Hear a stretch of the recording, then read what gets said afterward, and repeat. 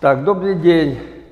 Сегодня мы начнем рассказывать о том, или иначе, те просьбы, которые ко мне поступают. Очень много звонков, очень таких разных моментов, которые люди недопонимают те или иные движения, не могут правильно исполнить, даже видя эту публикацию. Поэтому я бы, конечно, обратился всем, кто смотрит последние публикации, обратили бы внимание на предыдущие, потому что там более детально освещается вся кинематика, все движения, как правильно выполнить. И вот сейчас поступает очень много звонков и просьб как-то светить те или иные моменты. И причем такие вещи, которые действительно удивляешься, что о них спрашивают. Значит, вот я вам расскажу следующее. Вот когда мы делаем прямые удары, меня все спрашивают, ну почему я не делаю движение пяткой?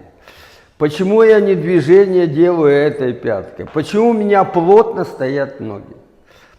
Так вот, я хочу всех, кто меня слышит, поняли, что ноги это плотно должны стоять в нанесении удара. И пока удар не кончился, ноги ни в коем случае не отрываются. И вот они как стоят мертво, так они и стоят. И когда вот бьешь, вот так должны быть ноги. Вот это я хочу всем сказать, что это обязательно, потому что многие делают с раскруткой, уже никогда у вас не получится эти удары. В чем дело? В том, что нога является основным источником этой энергии. То есть мы подбрасываем вес своего тела. А многие вот пишут там и интересуются, а как же вы центр тяжести подбрасываете? Центр тяжести – это совсем другая вещь.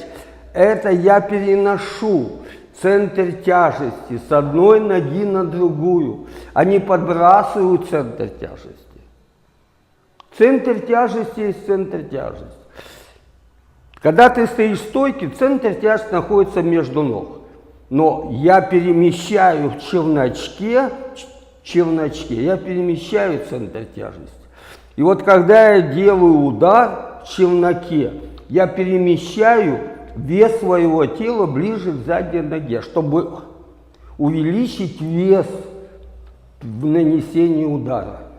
Или я стою так, вес здесь, или я переношу сюда. Совсем другое дело. И тут очень важно. Когда я делаю подброс, я мгновенно включаю бедро. А когда делаю движение вот так, бедро не включается, просто раскручивает. Так тут очень важно подброс и мгновенное включение бедра. И вот плечо, оно как бы подхватывает эту энергию и усиливает. Понимаете? И потом уже мы выбрасываем руку по направлению к цели. И вот, когда рука подходит к цели, 5-6 сантиметров, вот мы делаем сжатием в кулак и рывок одновременно. И вот смотрите. Все это движение. Видите?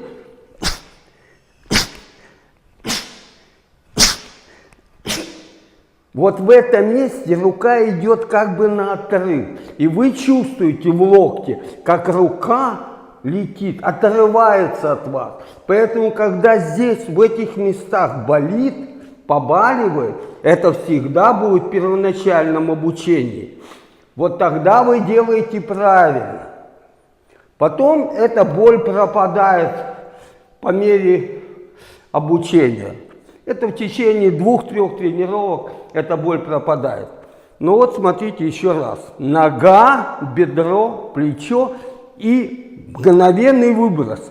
И вот когда вы делаете рывок, это вы как бы дополнительно ускоряете эту энергию, которая прошла через все тело. Видите?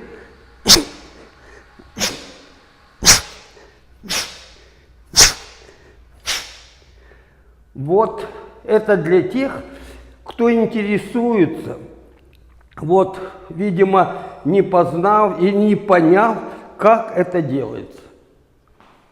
Самое главное – это нога, подброс и вращение бедра. А когда люди делают вот такие вот эти движения, это все отсутствует. Поэтому удар идет у всех руками, все бьют руками. Он выкручивает и бьет руками. А мы бьем за счет использования массы своего тела. Это разные вещи. И вот когда смотришь публикации, читаешь о них, ну такое представление, человек или вообще ничего не понимает, или уж просто, я не знаю, ну такой негатив пускай, просто неприятно читать. Ну будьте умнее в этом плане. Теперь хочу еще показать следующее. Когда мы бьем боковые, я все время учу первоначально, чтобы люди боковые били в стойке, понимаете? Вот. Почему? Чтобы ноги привыкли все время работать в одной тематике, в одних движениях. Неважно, что ты бьешь, боковые, прямые, снизу. И тогда ноги интуитивно работают. Ты думаешь что-то бить, а ноги работают все так, как это надо. Но многие говорят, почему боковые я бью только задние ноги. Это лучший вариант. Потому что когда в силу сложившейся обстановки во время боя вы невольно стали во фронтальное положение. Вот когда вы стали во фронтальное положение, тогда вы можете бить с обеих ног. И с правой ноги, и с левой. Прибил, пробил.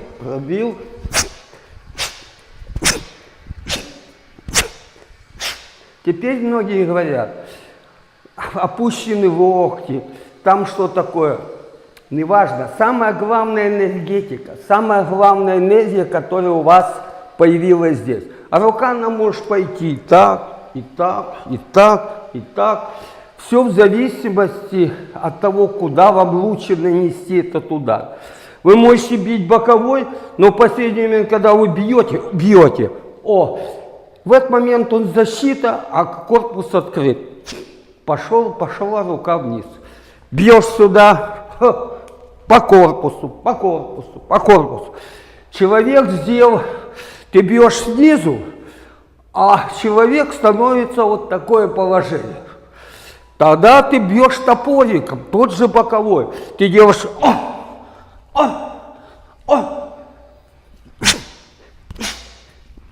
как бы вкручивая этот боковой при нанесении удара. Это в том случае, когда боксер не в такой положении находится, не в таком, а вот таком. И вот тут хорошо не просто боковой,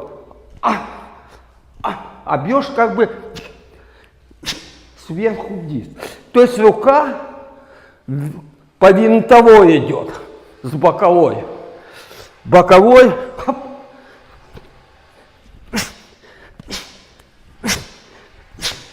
То есть так называют топориком.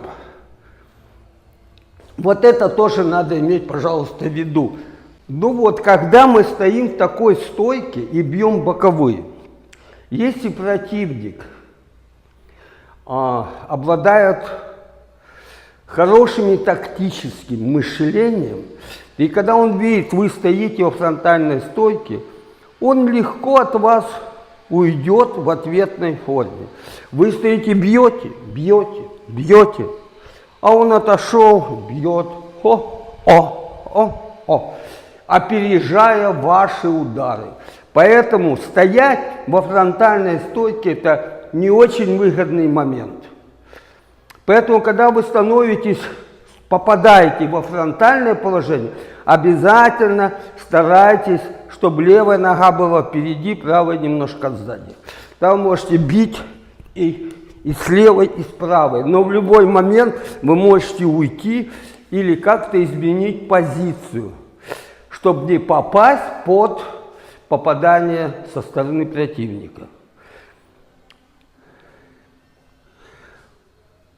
Что я хочу сказать?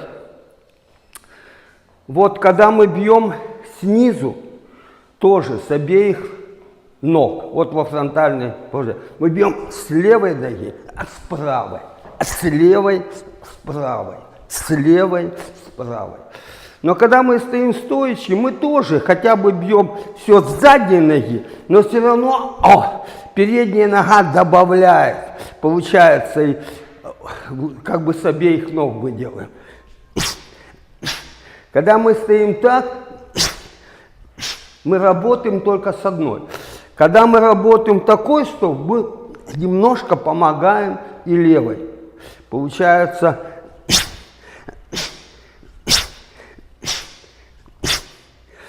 самое главное, это вот, когда мы подходим к цели, и вот конец толчка должен совпасть в одной точке, то есть одновременно.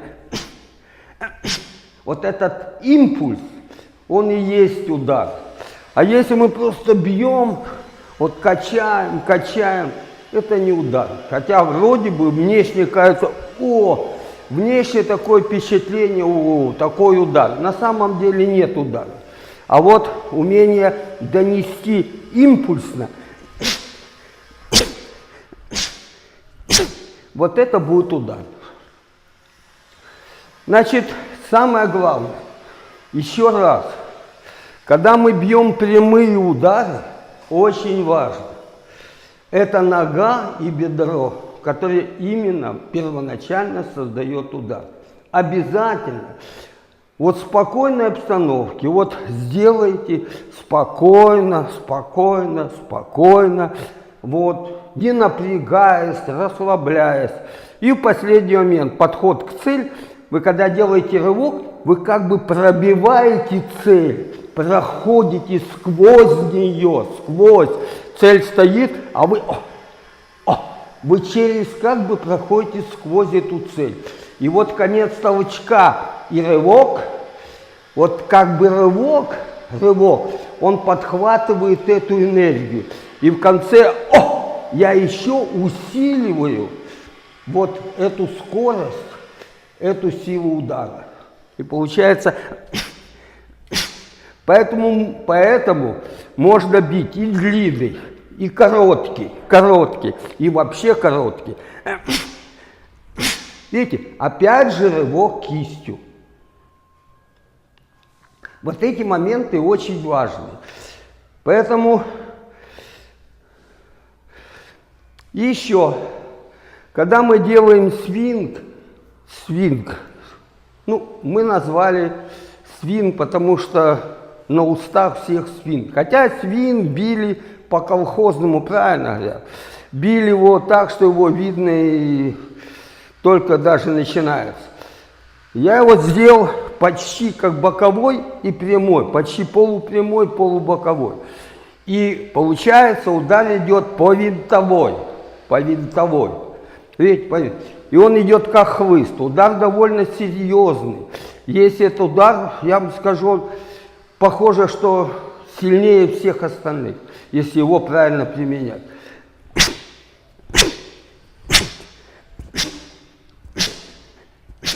И вот то же самое, конец толчка и вход в цель, вот это, чтобы сочеталось, и обязательно рывок кисть. Это одновременно, жал, видите, просто смотрите, и все. Но это, как бы вдогонку, это энергия, которая идет с ноги. Итак, я вас убедительно прошу, когда вы просматриваете мои публикации, пожалуйста, задавайте больше вопросов, а то идут звонки по телефону, Люди обращаются ко мне на языке, который абсолютно я не знаю этот язык. Обращаются под разными языками. Ну, английский, так можно что-то я понимаю, но я сказать не могу и говорить не могу. Поэтому, если обращаетесь, обращайтесь на русском языке. Ищите людей, которые знают русский язык, и я с вами легко буду объяснять и обращаться с вами. Поэтому звоните, но, пожалуйста, на русском языке ищите таких людей, которые мне задавали вопросы, я бы отвечал. Потому что даже некоторые, вот недавно мне с Франции звонили, и вот там одно движение он неправильно делал, а я ему показал по видео. Он посмотрел, о, теперь все понятно. Пожалуйста, можно и по видео, я с вами могу все это объяснить и показать, и рассказать, если вас что-то будет интересовать. Еще вас убедительно прошу, больше пишите то, что вас интересует, чтобы я мог в дальнейшем вам об этом все рассказывать.